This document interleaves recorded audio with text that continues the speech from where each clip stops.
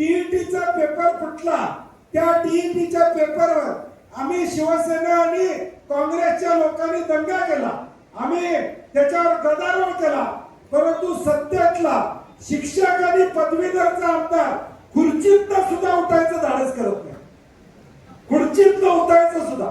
आम्ही म्हणतो अरे बाबांनो बोला, पेपर फुटलाय, तुम्ही ज्या शिक्षकाचं नेतृत्व करताय त्या शिक्षकासाठी त्या बोला, जाऊ दे तिकडे तुमचं राजकारण, किमान शिक्षकांनी बोला.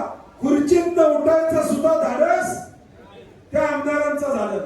मी नाव घेत नाही, परंतु ते उठले सुद्धा नाही.